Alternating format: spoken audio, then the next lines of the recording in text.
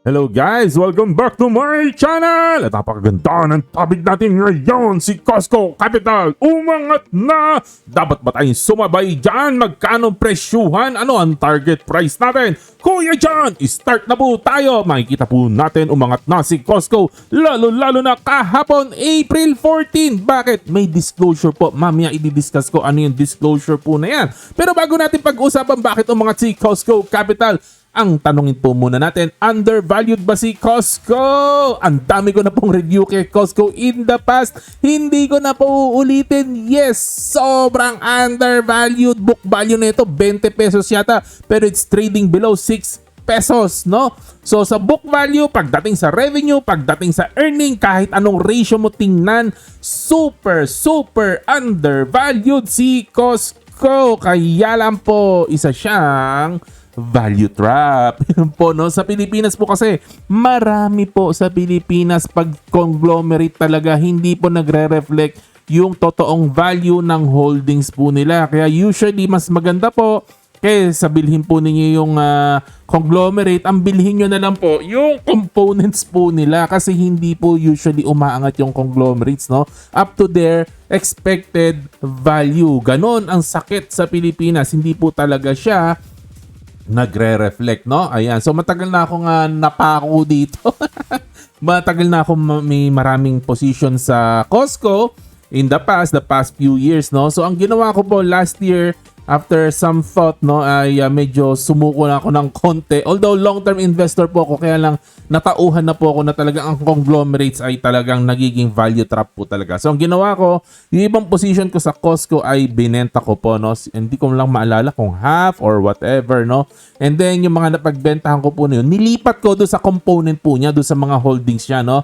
And binili ko si Keepers, binili ko si P-Gold. And so far si Keepers is doing well, no. And then si P-Gold is another topic, pero malamang paangat na rin itong si P-Gold. Pero si Costco ang topic natin ngayon. Ano nangyari, Kuya John? Bakit tumaas? Kasi nga po nag-press release, nag-make yabang-yabang na po last day kahapon, no? Ito pong si Costco Capital, up po ang kanilang net income by 25%. Grabe po. Bakit? Kasi po bumalik na po ang sigla daw po ng consumer. Ayan. Kasi nga po, no, 2022, 2023, ang grabe po ng inflation. 24, matindi pa rin ang inflation pero na-establish na ng konti kaya nakabawi-bawi daw po itong Costco, no? Ayan. So yung mga chismisan po dyan, no? At they are feeling dividend, they are feeling generous. Kaya namigay sila, nag-declare din sila, no, ng magandang dividend this year na yung pinamigay nilang regular at special dividend papalo ng 7.45% dividend yield. Wow, grabe po, 7.45 dividend yield. Ang sharap. Okay. Ayan po. At magulo lang po kasi yung yung report yung pag-declare ng dividends ni Costco in the past kasi last year ginulo nila no nag-declare sila ng June, no. Pero typically nagbibigay lang ito ng mga 20 cents, no. Sabihin na natin 20 centavos per year ng dividends, pero this year, no, 0.396 ang pinamigay nilang dividends. Ay, grabe. Halos na doble ang kanilang dividends sa isang taon. Ayun po. Kaya po medyo gumalaw ang baso ni Costco Capital at umangat ang price po niya. Ito po yung magandang news na tumaas ang net income at nag-declare sila ng malaking dividend. Siyempre, pasok ang mga mukhang pera dyan. Pasok ang mga may hilig sa dividends tulad natin. Kaya umangat na po ang presyo po niya. Pero ang tanong, ano ang take ko po dito kay Costco Capital? I still feel, no, ang mga conglomerates po talaga ay value trap. So medyo ingat-ingat po tayo. Kung gusto po natin pumasok kay Costco, dapat ang titingnan lang po natin sa kanila ay dividend. Ano ang magiging dividend niya this year, next year, the following year, no? So sa dividend lang talaga tayo nakatingin po. And that is how we will value ito pong si Costco Capital. So, dahil nga po malaki yung pinamigay nilang dividend, no? Nasa 7% pa yung dividend yield nila ngayon. So, kung aangat po ang price po nito, I think, no, hihinto po ito sa price na magbibigay ng dividend yield na 5% or 5.5% and it will not go further.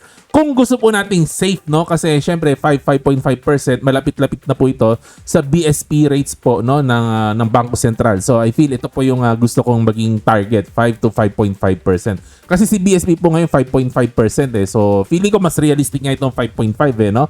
So yon. So kung ang target natin na dividend yield, no, dito kay Costco is 5% for example. So ang nakikita nating aabot ng presyo nito ni Costco, maximum 7.92. Or kung medyo conservative po tayo, 5.5%, no? So ang maximum price na sa tingin natin aabutin ni Costco is 7.2. O yun. So I believe ang realistic po na projection natin dito, aabot lang ang price ni Costco Capital. Best case na po moving forward, no?